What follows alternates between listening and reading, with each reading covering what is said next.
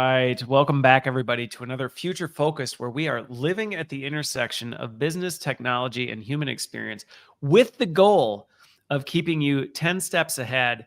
And that is actually a theme of this discussion because I'm joined by Benjamin Friedman, and we're going to be talking about not only what's going on in the sphere of artificial intelligence, but what could that possibly mean as we try and look into the future, specifically around startups and innovation and what that really can look like. So, Benjamin, and by the way, backstage, I forgot, do you prefer to go by Benjamin or Ben? I do prefer Benjamin, and Christopher, I appreciate you asking. Hey, you know what? I'm sensitive to ask about that because I'm Christopher. And I think when we first met, we shared the pain that we sometimes experience with trying to get people to go by the long version of your name when everybody wants to shorten it. Specifically in America, my colleagues and people I know overseas, it's not nearly as much of an issue. I think Americans are notorious for just shortening everything. That's true. That's true. People in the U.S. feel like they don't have time. So that extra second is meaningful to them. We're all so busy being productive and efficient or whatever it is that Americans like to think we're doing that we don't have time to even say people's full names.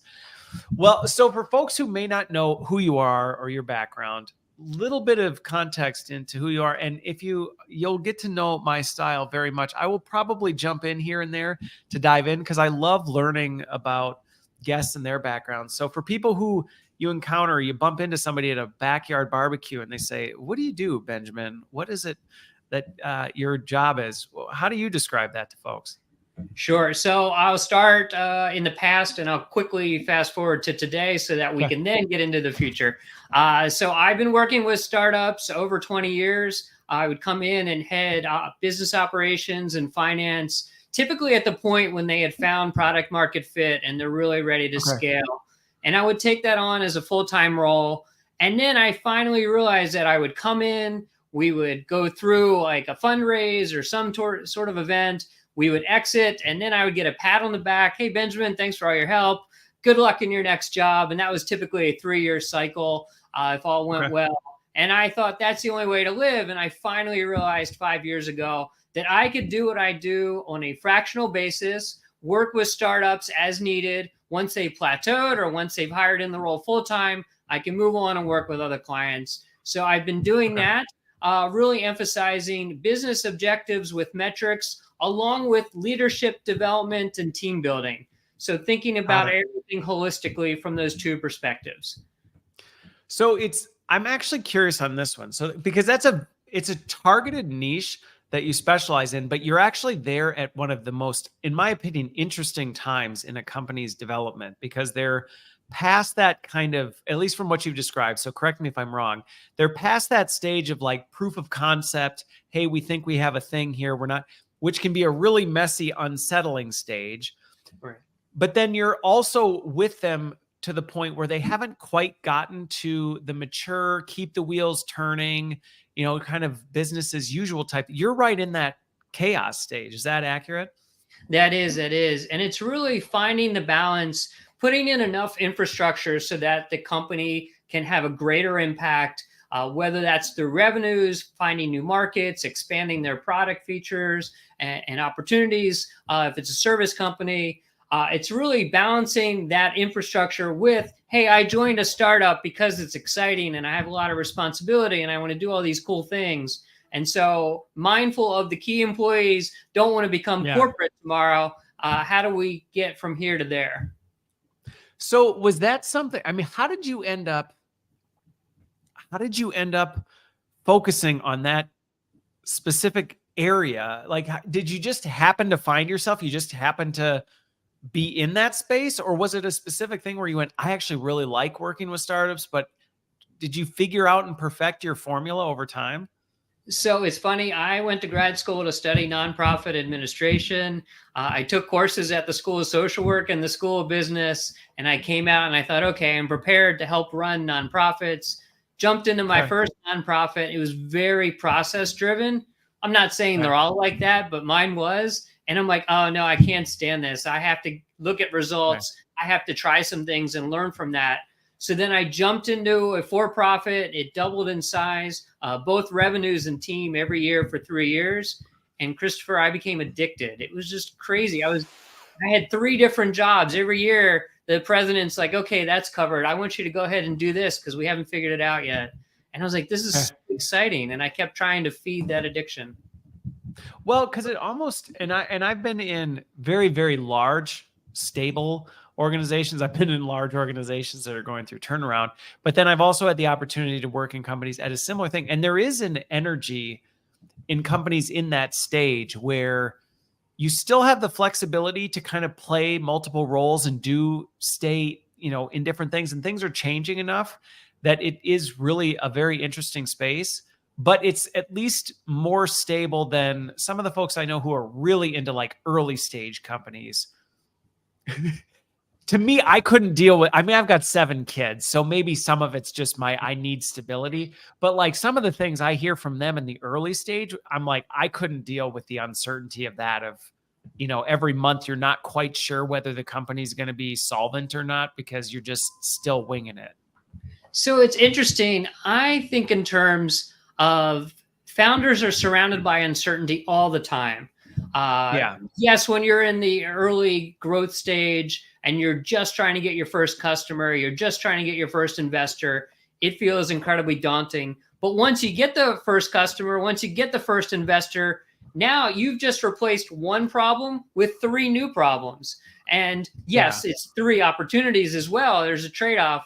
But that uncertainty lasts, forever. And if you're like Kodak and you're like, oh, sitting on top of the world because everyone's buying film, and then all of a sudden you lose out, or you're Blockbuster and you're like, oh, well, this thing Netflix is doing is silly. Like everybody's going to come to our store and rent videos forever.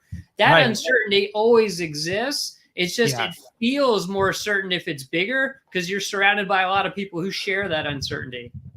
That's a fair point. You know what? That's a really fair point on that, because I actually see that a lot of times with people who sometimes fall into the false premise that having a stable full-time job is safer than, doing independent work or things like that. And again, it's a different animal, but it's not necessarily wildly different. Again, you look at the news right now, people are getting laid off left and right.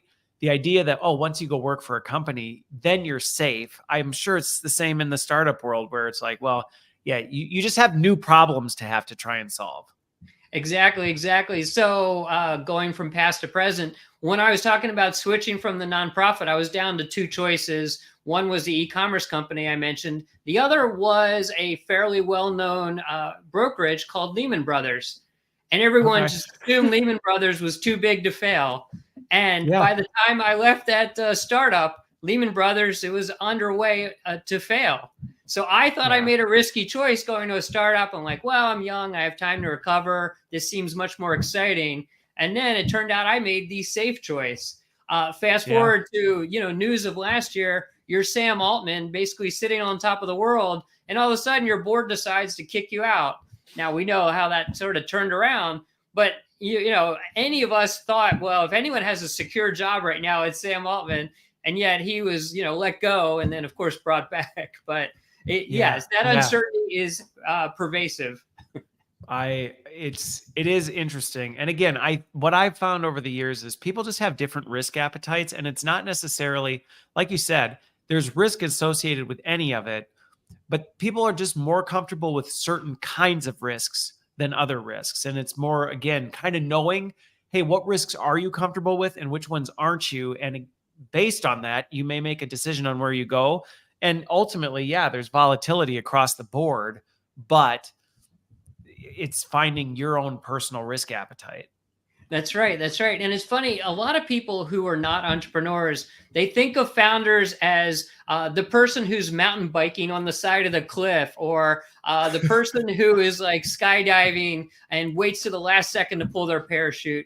But in fact, the majority of founders are taking risks, but they're taking mitigated risks, and they're extremely careful about what risks they're taking. So it's not that they don't consider the risks or they're immune to the risks. In fact, they do, but they think it's a greater risk to do nothing at all, to sit back and not pursue your dreams, to not try to solve this problem that's burning in your head. That is the greater risk for them. And so they do go forward.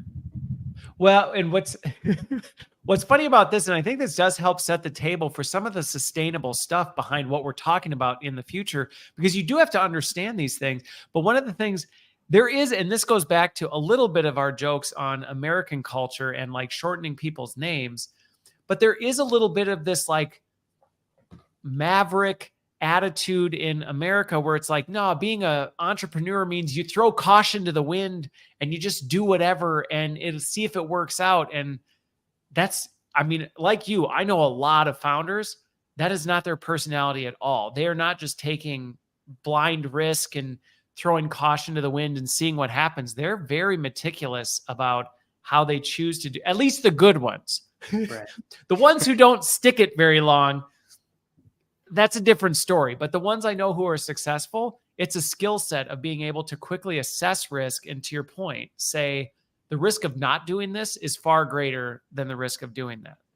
No, I totally agree. And the second part of that is they are perceived as mavericks, but in fact, they are beholden to more stakeholders the more that their company grows. So you add investors, you add people to the team, you add more, high profile customers. If you go public, then all of a sudden you have all these, stockholders. You just become more and more acculturated versus being the maverick. And sure, you can throw caution to the wind, but we hear those tales where people have gotten successful and then they step off the cliff and then we just make jokes about them. So yes, it's a maverick perception is very off in both those regards.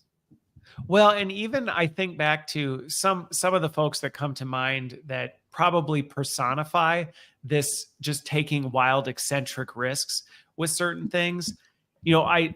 Oftentimes we see that 0.1% of folks who maybe have achieved such financial success, they literally have the money to just throw at it. And if it blows up, it's like, well, who cares?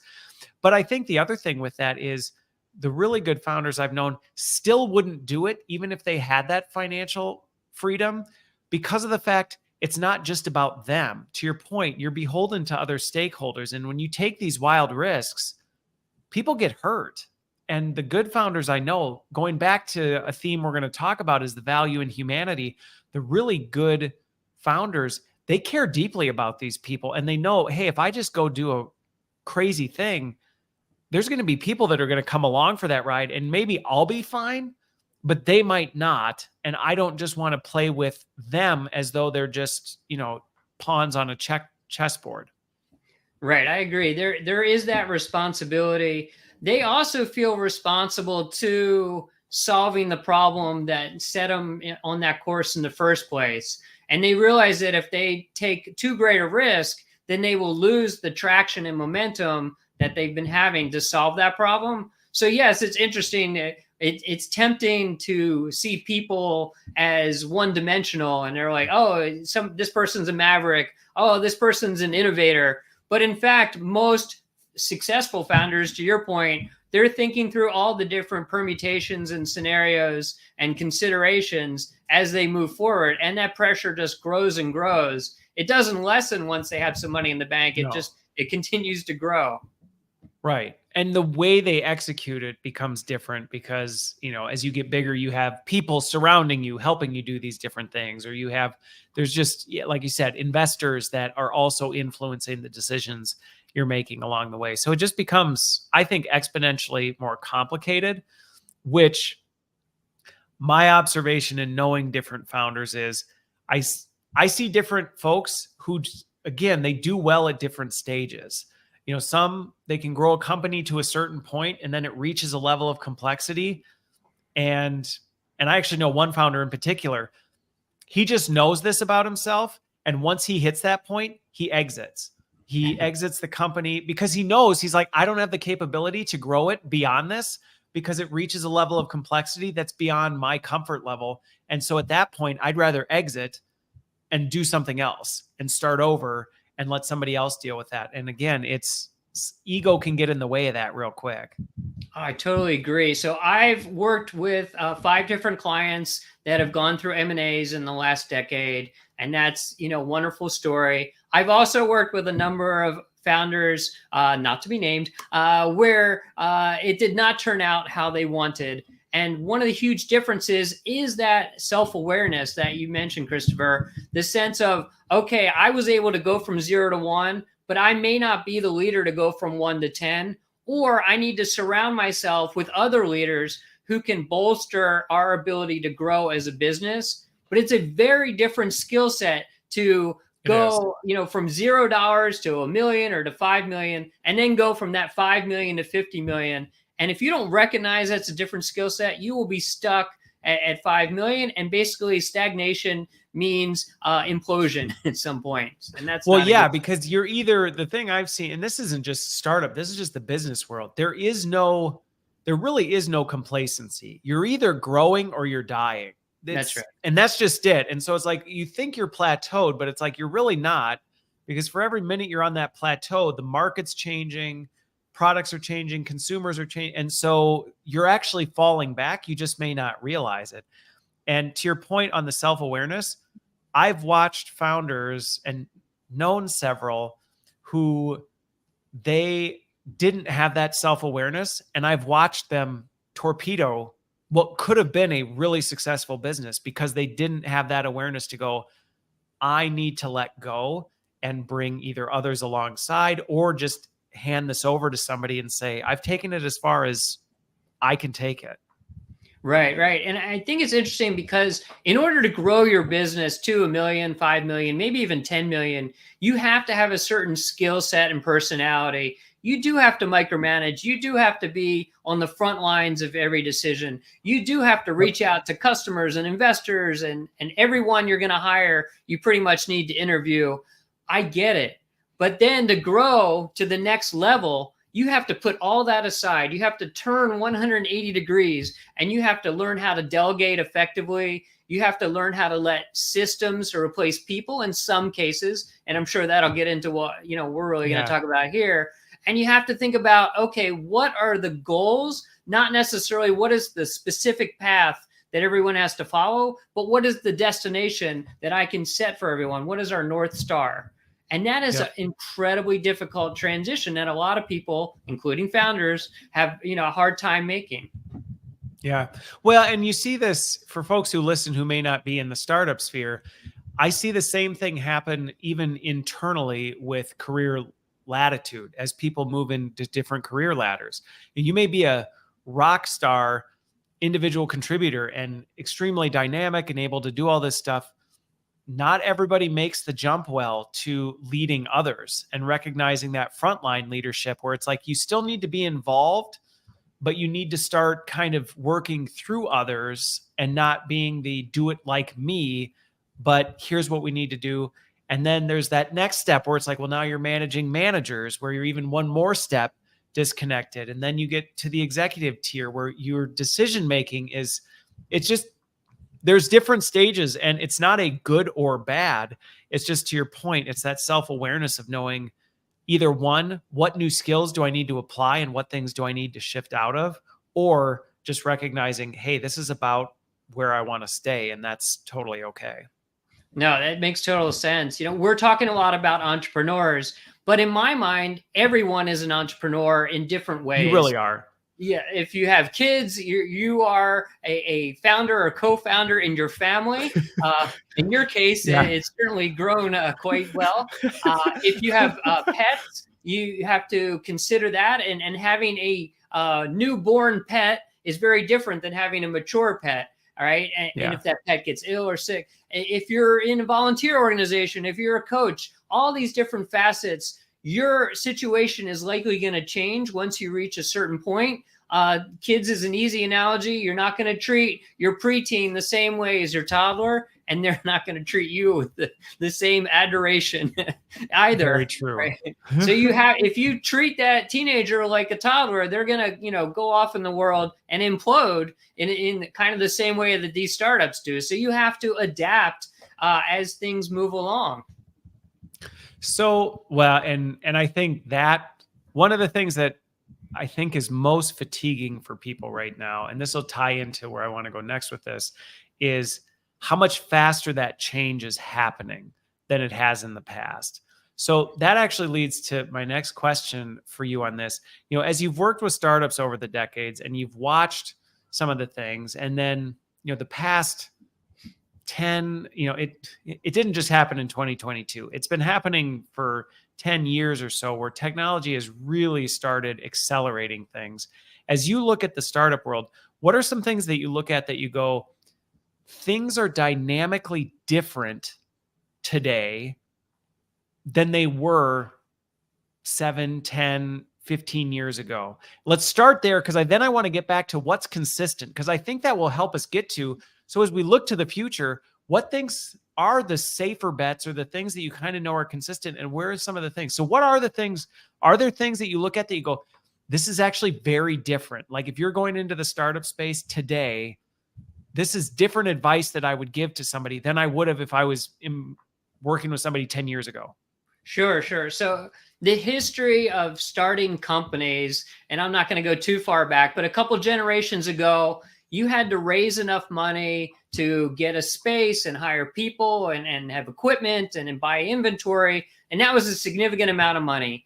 And sometimes you could do it through banks or mortgaging your house. And then all of a sudden VCs came along, and that was another way to get enough money to start your business. And then roughly 20 years ago, you could get a computer or now a laptop and start your business that way. And fast forward to today, not only can you start a business at the cost of a laptop, you can automate a large part of your business, your marketing, your sales, your product development, any process in between, and you can start to use AI and other programs to really automate much of what you're trying to do, so that you can focus on your value proposition and distinguish yourself from competitors. That is incredibly different. The pace at which you can get out to market is now days instead of years.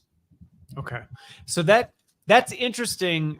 And I think in some ways, this comes with goods and bads, I can see where, but I do think when I talk to a lot of people who I've, encountered over the years, when they think about starting a business, they do have, I think there's still a lot of people that have that 15, 20-year-old mindset of, well, if I'm going to start a business, I've got to do this and I've got to do this. And it feels very onerous. Like, oh boy, like I'm nowhere near ready to be able to do something like that. But what you just described, I think opens the door for a lot more people who maybe have some really good ideas or things that they think they could do to legitimately be able to start a business without necessarily having to be like, well, you got to, like you said, mortgage your house and be able to take out a second mortgage to be able to do some of this stuff, which I think has historically kept some people from going, I have a really good idea, but like, I'm not ready to go that deep with it. Yeah, that makes a lot of sense. So we're going to talk a lot about pros and cons. And one of the trade-offs is when you started a business in the past, you had to field a lot of questions right away from potential investors or banks. And so you had to go through iterations of thinking through, okay, how am I going to solve this problem and run a business? Now, if you could do it almost overnight to start a business, presumably you're not getting a lot of feedback right away. But in this scenario, it's like, okay, well, how do I create that feedback? How do I slow roll into this? And some of the ways that, we'll get into is starting a business on a part-time basis or putting an MVP out there and letting people test it for a while. So even though you could technically start your business and maybe you happen to have, friends and family who could loan you $100,000, which is a great situation, and actually get that business pretty far down the road, that doesn't mean you should. And so maybe you should think back to 20 years ago and some of the things they were doing, and how is that pro useful for you today? I was just going to say, that was going to be my question about the risks, is I can see the barrier for entry becoming so low now that before you had a lot more opportunity to get your teeth kicked in a little bit, where you're like, I've got this great business idea, I'm going to do this. And it was like, yeah, okay. You started going through it and you had a little more opportunity to go, oh, this actually, I either need to refine this business idea, or maybe this isn't as great as I thought as it was.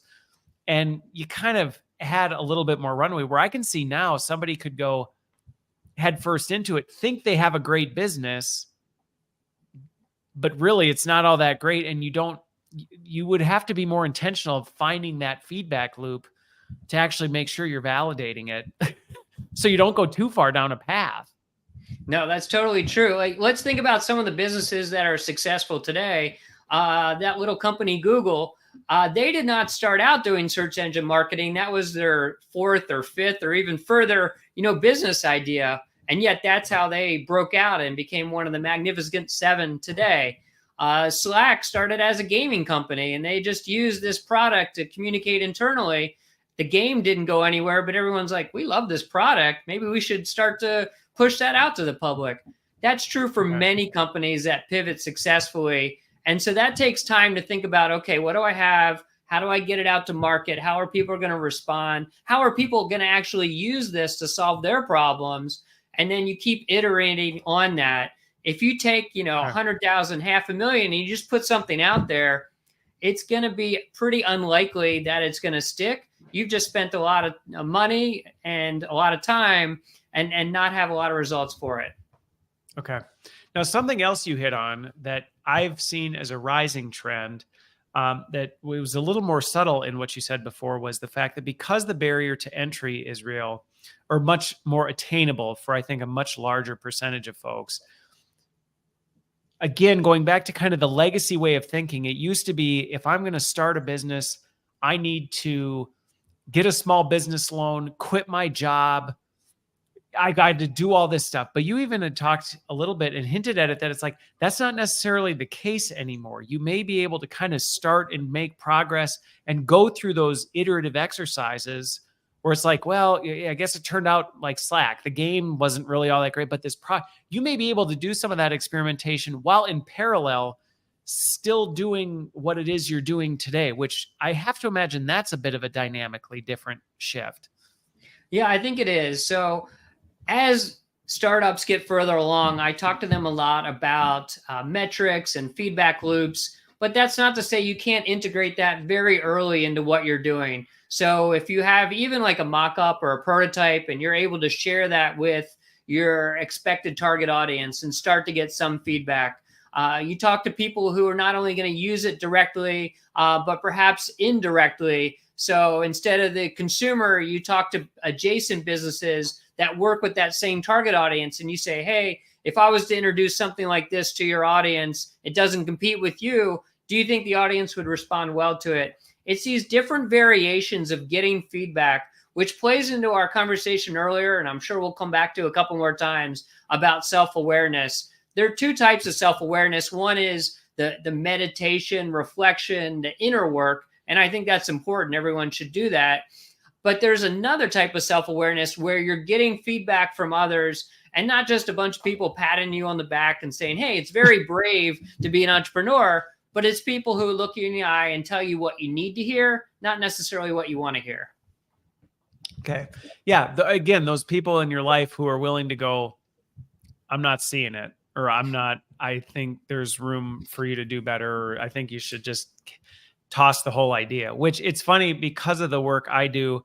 I talk to a lot of tech startups who reach out to me because, they know I'm around other technologies and these other things. And there are definitely, I'm probably one of those people that is not the like, wonderful idea, I love it, because there are definitely times I've been on a call where I'm like, quite frankly, with the market, with what your product is, with the value prop you're offering, I really don't think you will be successful. I think the market's saturated.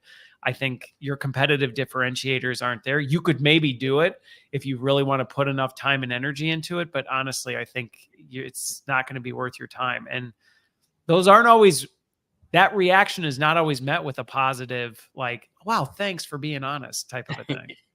No, it's true. It's a tough conversation sometimes. It's the same as, our friend is dating somebody and we just think it's not going to be good for them in the long term, or they're going to make a financial decision. But I think it's important.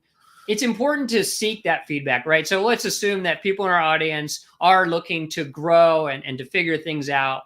It's important to ask the open-ended questions. Okay, so what about this idea? What could be better about it? How do you think people will respond? Do you think there are comparable or other products out there? And you might notice these are all open-ended questions. So I'm not looking for a yes, no. I'm looking for someone to talk it through a little bit.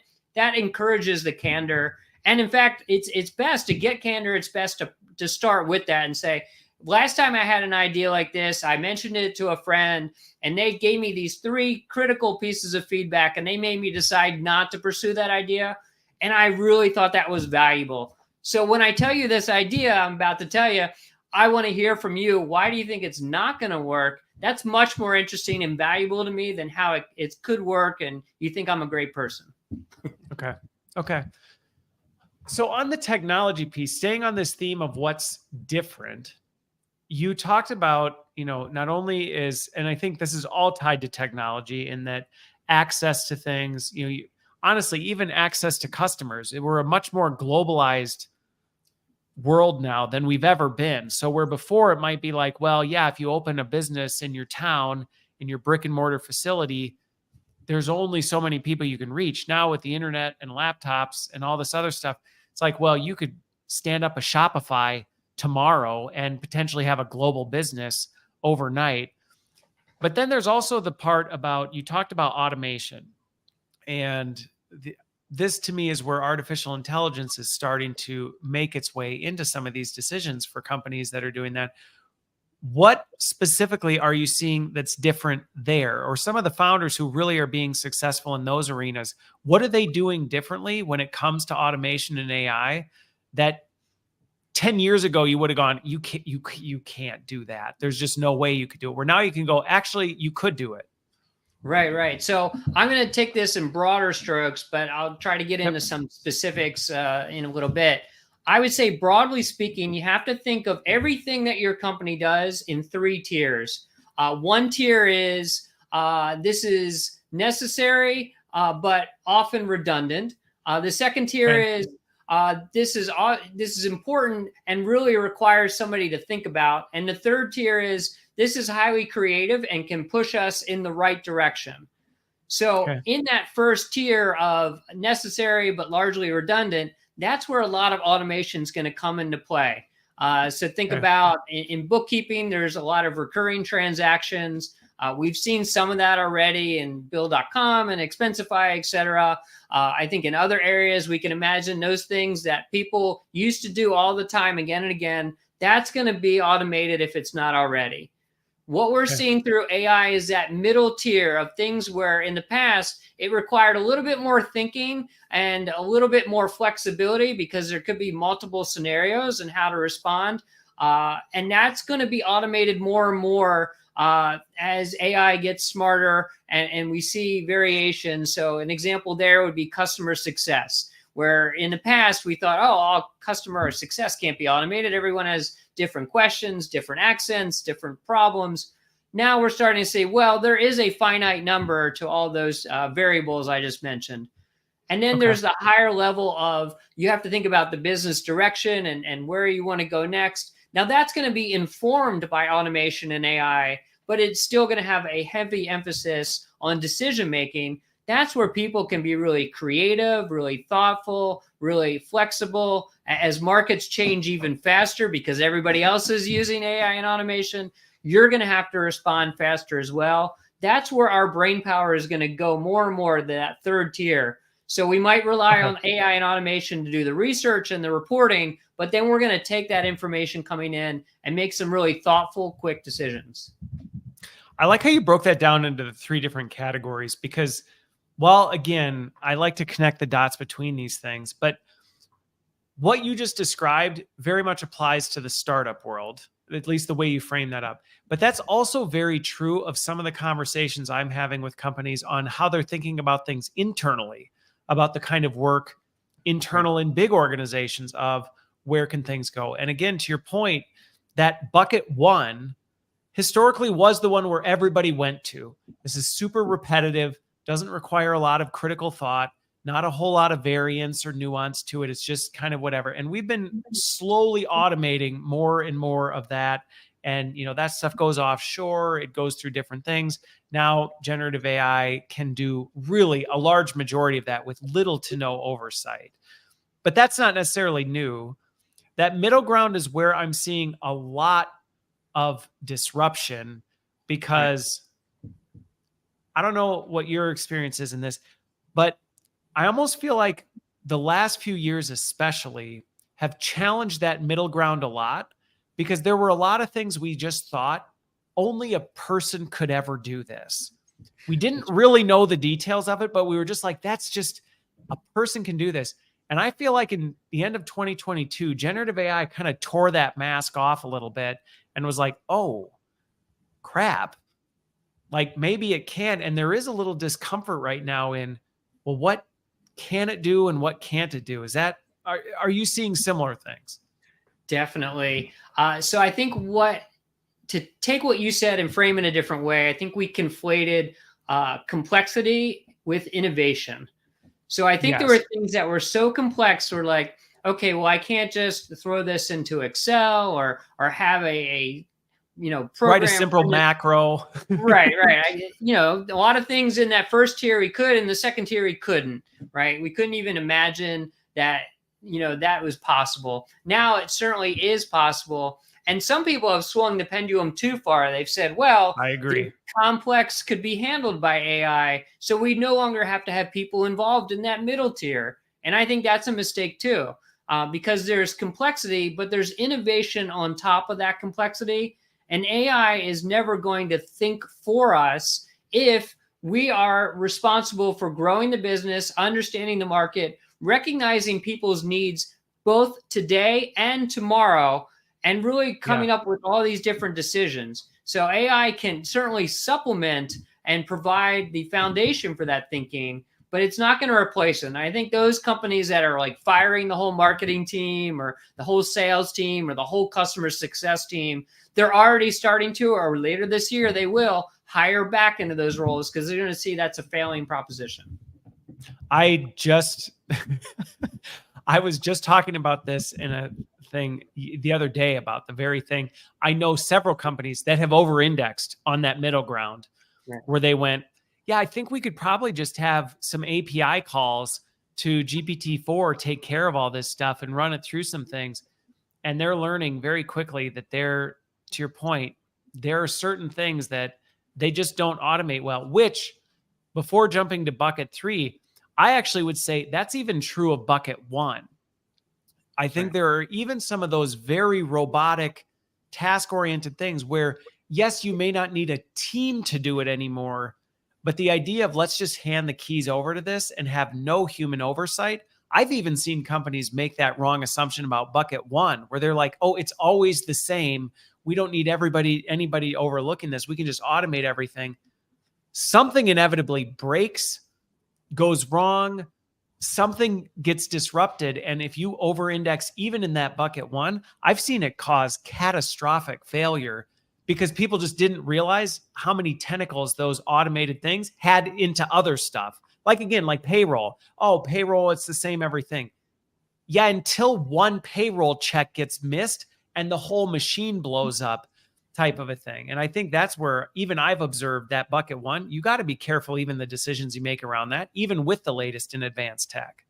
Right. No, I totally agree. And also, like, even if something works perfectly today, doesn't mean it's going to work perfectly tomorrow. So to add on to your point, maybe it is working well based on the past, but it is now missing the mark based on people's expectations or changes in the company or changes in the market. And so, yes, even if it's, call it 10% as an arbitrary figure, you have to spend 10% of human energy making sure it's still a relevant process, going through as if you are the customer or the user. What is your experience now as compared to how you're experiencing other companies and other products? And you have to really think, okay, is this part of where we're heading as a business? And the other piece is you want all the messaging to be consistent and aligned. So if your company is moving in a different direction, but you have processes that are now a couple years old that are fully automated, those probably do not align. So your existing and new customers aren't going to understand why your messaging is one way, but your processing is another. On that one, that just as you were saying that came to mind for me is even, especially as I think about what you're talking about in startups, but I saw this in big. I was at GE, AbbVie, some of these big companies. One of the things that often gets overlooked is, to your point, things change and you can get stuck in the status quo that may have been developed like you said, 3, 5, 7 years ago, where you're like, well, that's what made sense back then. And you had inherently baked 20% waste into the process or something like that that was acceptable through automation. But now your company has scaled dramatically, and maybe now the technology has advanced, and you don't have to have a 20% acceptable room for waste. Now, really, your margins could be 7%. And then with the technology, and you've scaled, now that 20% went from maybe $20,000 a year in waste to $2.8 million a year in waste. And if you just automate and leave and kind of go, yeah, we're never going to touch that again. That's where I've seen companies all of a sudden they go back with a, microscope and start looking at some of these old status quo processes that maybe were acceptable the way they were before.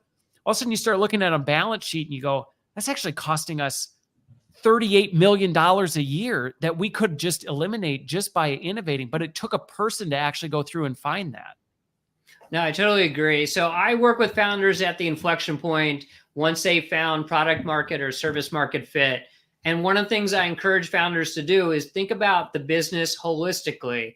So what you're saying is parts of the business change, parts of the market change, other stakeholders involved, they might have different needs and motivations. So you have to come back and think holistically about the whole business. The comparable analogy for anyone listening who's not an entrepreneur, if you are living by yourself, it's different than when you have a partner, different than when you get a pet, different than when you have a child.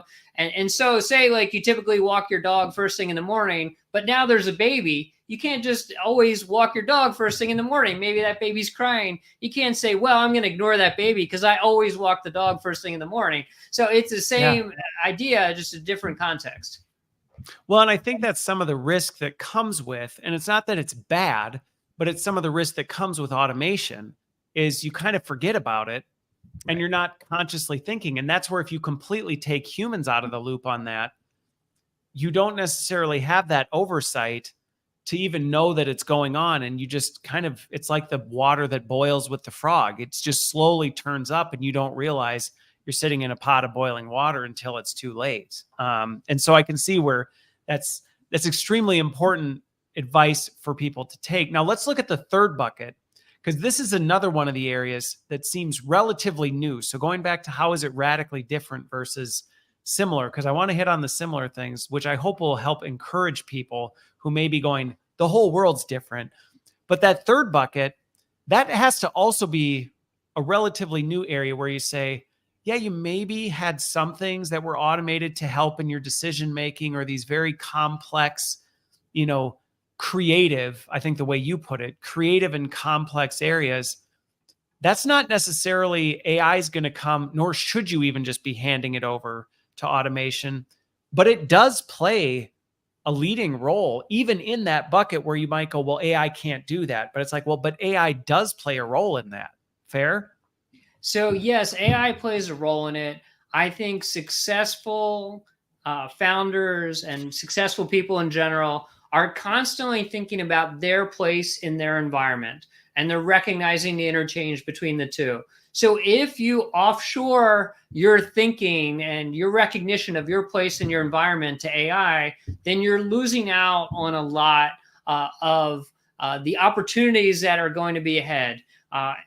Some of the analogies here, like I think about the value of humanity and how people really benefit through experiences that are and will continue to be uniquely human.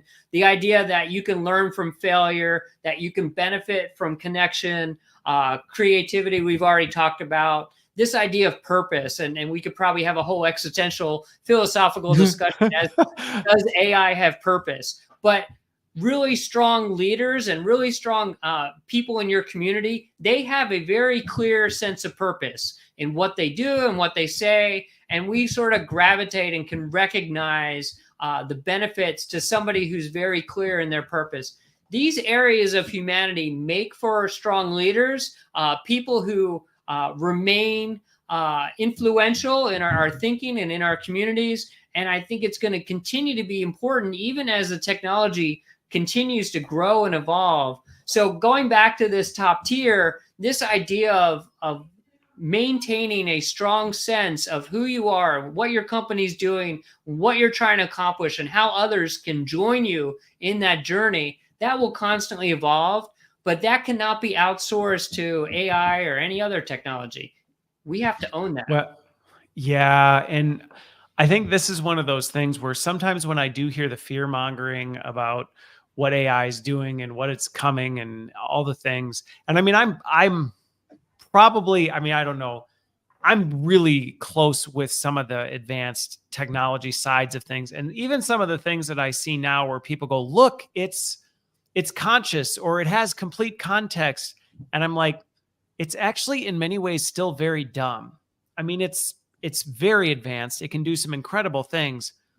But even the most advanced stuff I've seen, I'm like, I mean, it's still relatively stupid in comparison to a person who can contextualize, who can have sparks of creativity in ways that, I don't know, technology just doesn't hold a candle to it, has been my observation, which is always why I get concerned when people start thinking about handing the keys over to some of these more advanced, creative, complex things, going, well, let's just let AI make that decision. And it's like, I have not seen that go well for folks.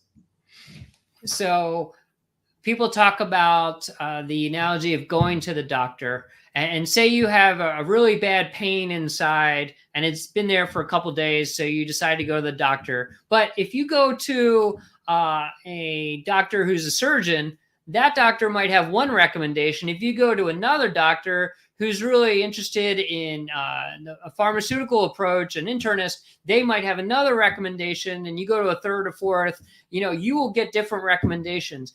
Doctors are very smart people who study a long time to hone their craft, and yet you're going to get widely different recommendations for the presenting problem.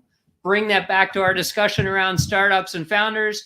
They are facing incredibly complex, challenging problems that presumably society hasn't solved yet, or not as effectively as they think, and that's why they start a company in the first place. They might turn to AI for the answers. Well, you don't know if you're going to get the AI surgeon or the AI internist or a different AI trying to solve that problem. And if you outsource it, you might have a solution very appropriate for one context, but not for another context, or it might not really hit on the problem you're trying to solve exactly. No, and that contextual problem, there's two things that, when I think about this, that I've seen has been extremely helpful in illustrating this. I think of over the years, I've had tons of interns who have worked with me, and many of them are brilliant, brilliant, brilliant people, but they don't, to your point, they don't have the context of all this stuff. And so I knew they could be extremely helpful in getting me the right information or helping weigh in on my way of thinking about things, or helping me stay current on, if I was thinking about this type of a thing, what considerations might I need to make to challenge me with different ways of thinking. But at the end of the day, I would never just take whatever they came up with and then go stand in front of the board and say, hey, here's this thing. Well, what are the questions? Why did you come up with that? Oh, I don't know. Like, my intern told me to do it. I would never do that, because again, they just didn't have the context to know what they were doing. But the second piece with it was, and I think this is one of the bigger risks with AI, if you go too far with it in that bucket 3, it is a black box. And granted, people can be bits of black boxes too, so I don't want to paint it too separately. But I've seen organizations go too far with this, where they start to automate or just hand over keys to technology, and they don't really even understand how the technology is coming to those conclusions. I just recorded a conversation with somebody last night where we were talking about the fact that we don't always know how it's going through these neural networks and making these decisions, and what contextual pieces it's pulling in, and how it came to that conclusion. And the challenge was, then when something goes wrong, it's extremely hard to fix, because you're not even sure how it concluded or came forward with the decisions that it made, which just makes it exponentially harder to clean up. No, that makes a lot of sense, Christopher. We don't understand what's going on in that black box. And then the second piece that I would think of a lot is the feedback loops. So AI is Yeah. going to come out and say, based on everything I'm seeing on the internet right now, I believe you should do this. And we think, well, AI is incredibly smart. That must be the right answer. But in the absence of feedback loops, AI is just pontificating, and it's saying, okay, this is what I'm seeing. Maybe the world has changed. Maybe you're trying to anticipate the future, which is not on the internet. I mean, there are people speculating it, but the future obviously is not played out yet. You have to think about that. And also you have to move in a way where you're taking small steps and getting feedback with every step along the way. If you just say, I'm going to take this idea that has come through my one prompt, and I'm just going to follow that idea for as long as possible. Well, in the absence of a feedback loop, you're not going to really adapt and grow along the way. And that feedback loop is critical. And what makes that even more critical came up in this conversation I had last night about it, is the fact that what we often forget with these big AI models and things like that, because they feel like they're in real time and because they can access the information in real time, we feel like they're current in their thinking. Unfortunately, they're not, because when we think about how AI is trained, it's actually trained on a static set of data. Even though it's accessing the latest data, it's actually not trained on that latest set of data. So one of the things that's really interesting about it is its decision making, and your point of its recommendations and the things it's doing, even if it's making it in the context of current information, it's actually making it based on data it was trained on from years past, which actually can be very risky when we talk about how quickly things are moving, because you may ask it for input or advice on how to think about something, and it may not even be a decision for the future. It may be something for right now, but it's thinking about, well, what was the current state of the environment? I think of OpenAI's model, which is 2021. Well, a lot's happened in the last several years.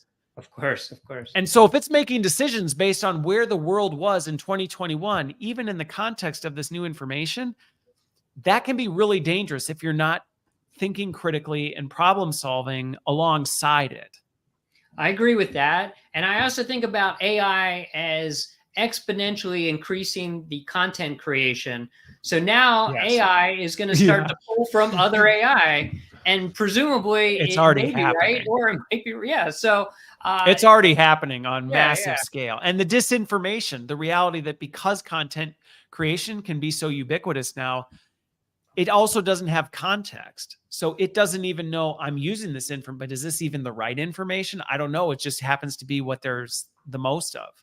That's right. That's right. And you think about, so I think about bias affecting leadership, because at the end of the day, leaders are using their own brain to make decision, but also we know there is a ton of bias and we have to do our best to recognize it. So some of the biases are somebody who's good looking, somebody who's tall, somebody who is loud and boisterous. We assume that person is more of a leader than somebody who does not fit those characteristics. And there are a bunch of others I could mention too, but just in that small rubric. But in fact, when you do the research, it's the opposite. Typically, the person who's the loudest and arguing most vehemently and most repeatedly is actually not in a stronger position than somebody who takes their time and thinks through their thoughts and just says very plainly and clearly, this is what's going on. And some of those other factors too are red herrings. So presumably AI is going to do the same thing. It's going to pull from what people think are the best pieces of information, but may not at all necessarily. AI might pull from the loudest and most boisterous pieces of information out there because they're just repeated and they're more liked, on social media. So AI say, well, I guess this is the right answer. And that's just going to make decision making that much harder, not easier. Well, and that's where I've said for years, one of the biggest risks of advanced technologies is if you don't do it right, it will just make your problems exponentially worse, exponentially faster. It's just the way it works. It's like, well, yeah, it's great. It's going to speed that train up. But if the train is on a broken track headed for a bridge that's out, you're just going to fly off that bridge a heck of a lot faster and hit the ground a heck of a lot harder than you would have in the past, where maybe you would have had time to pull the brakes and stop the train before you even got there. That's right. That's right. It does you no good to have the right sneakers and do a lot of training if you decide to run in the wrong direction. You can run much Exactly. faster, but you're not going to get to where you want to. So that makes total sense. So on coming into the home stretch, I do want to leave on an encouraging note for folks, because I do think there's a lot of wisdom in what we just talked about in terms of how to think about this, how to apply it, things to watch out for. But for folks who may be, I just posted a short yesterday that talked about just the change fatigue people have. And the person I was talking to was at the top of their game in the industry, and they're like, I'm overwhelmed by this. What do you see amidst all of this that you go, you know what? Yes, a lot of things are changing, but here are some things that I'm seeing are consistent, so that, yeah, you may have to adapt, you may have to tweak, but don't get too distracted by all the noise, because at the end of the day, these things, if you consistently do this, or you make these bets, they will play out well for you, regardless of what changes in the startup space or the world at large. Sure. So I'm going to focus on 3 areas here, Christopher. Okay. One is small steps. So don't feel like you have to have the idea, the implementation, the money, everything lined up before you get started. Take that small step, talk it over with a couple friends, find people like you who are going to push back and say, oh, that may not be the best idea. Create a mock-up, draw it, use some software if you're comfortable, put it on a piece of paper if you're not. But take small steps one at a time to figure out if this thing is going to work. That's much less daunting than I need to start a company and I need $10 million to get started. Just take those small steps. The second is really think about your energy. Right now, there is a lot of noise, a lot of distractions. We didn't even get into social media, but AI alone is a ton of noise, and presumably it gives us a lot of answers, but we talked about ways it's giving us the wrong answers. Think about how you want to focus your energy. And that includes focusing on what's important to you, not only your business, but your friends and family. But also think about things you want to say no to, and not be distracted by things that are not moving you towards how you want to live your life and what problems you want to solve in your own life. So that's my thought on energy. And then around resilience, you have to figure, whether you're an entrepreneur or not, this is a long haul. There's a lot of distraction. It seems like there's a lot going on in the world. In fact, that's a bit of a misperception. It's just because social media puts the world in front of us, but the world has been dynamic this whole time. It's just, we realize it much more now because we're inundated with lots of news, and particularly bad news. Well, think about taking care of yourself. Take some time away from the news, away from social media. Make sure you're getting enough sleep, you have the right diet, you're exercising as needed. These things seem like fundamental and it's easy to step aside. But if you're in this for the long game, you really need to take care of yourself, because this sense of resilience is going to carry us through to whatever the future brings. We can't control a lot of things that you and I talked about, but we can control how we live our life and how we're letting the outside permeate us. I love those 3. And I think that, again, that's good feedback and advice to anybody, regardless of whether you're in the startup world or you're just a career professional trying to figure out how to make it, or I even forget your career. I just even think of being a parent and how sometimes it's so easy just to get distracted with the noise of this and that and think you've got to solve all the big problems in one fatal swoop, and you forget to take care of yourself. And those 3 things are like, hey, if you actually just slow down, take a breath, and realize that, the same things, there's a consistency across the board that, yeah, even though we're in the digital world and there's new realities that we haven't experienced and there's technology that's moving things faster than they've ever moved before, at the end of the day, a lot of it really is noise. And I see that a ton, where people are freaking out and trying to change things that it's like, you have zero control over that. Even if it's true, even if your company is going to decide to wipe out your whole division with an AI algorithm, what are you going to do about it other than what you can control, which is stay calm, stay focused, focus on the things you're good at, and march forward. Right. It's funny, everything feels impactful and important, But when trains came out, people were incredibly nervous. They're like, what is this thing? When cars came out, people thought, no way, like, that's just crazy. The world is upended. When computers came out, people thought, well, everybody's going to lose their jobs. And then when smartphones came out, everyone thought, well, I guess you don't need people anymore, and the whole world is done. These things come and go. AI is incredibly daunting. I'm not going to sit here and pretend otherwise. But to your point, we have to figure it out. We have to understand it is going to be a tool to make our lives better, and understand that it's not going to be flawless. How can we put humanity on top of AI to enrich our lives, both personally and professionally? Yeah. And I love ending on that. And I think the other piece that I would just encourage people with, and you've probably seen this having worked with in startups yourself and then advising them along the way, and the fractional component, that you're going to make mistakes. Like we are going to make mistakes along the way. We're going to learn some things. We're going to learn some lessons the hard way. And I think that's the part that's right now, there tends to be this idea of like, how do we get it perfect? And it's like, we're not going to. We're going to flub this up big time. And maybe we can mitigate some of that risk. Maybe we can do some things differently.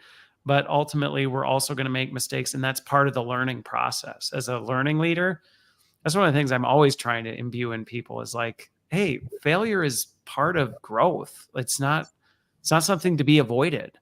Right. No, failure is definitely scary. But I, like you, it sounds like I encourage people to use the growth mindset. But let's put the psychology terms aside. That means that recognize that when you fail, you're going to be stronger. If you fall off your bike, you get back on. If you make a mistake, you've learned from that. And think back to times in the past when you failed or things didn't go the way you wanted, and how you've learned and grown from that. I'm assuming everyone who's listening has made mistakes and has learned from those mistakes, and they're much better for it. You make a mistake, talking to a friend or family member, you say something stupid and you make them upset. You end up getting a stronger relationship as long as you come back and you say, hey, I really messed up, and you're humble about it. That relationship likely is going to grow. It's going to strengthen. Yep. And so mistakes have an incredible value. Just think about how to mitigate our mistakes, but embrace them as how to mitigate and make the right mistakes, not the wrong ones, and or at least make less of the wrong ones, because inevitably we're probably all still going to make some of the wrong ones. But if we can make less of those and mitigate it, we'll be in a better place. Well, Benjamin, thank you so much. I have thoroughly enjoyed this conversation, and I hope people have found something in here, regardless of whether you're in the startup space, you're in the career space, whatever space you're in. I think there's a lot of profound wisdom that you've shared that I think anybody can take at a time when anxiety levels are high, people are exhausted, people are scared, they're trying to figure this stuff out. But really, I'm very optimistic to the future ahead. But there's some hard work ahead, but I think you laid out some great paths for how to navigate it. So thank you. Oh, no, this has been great for me. I had a lot of fun, and I appreciate the way you summarized it right there. It is incredibly daunting, and we have to think about it a lot. But through that, there will be a ton of opportunities in lifestyle, in medicine, and in innovation. Things we can't even imagine are going to come from this. We just have to keep our head on straight and take our time and think about what's important to us.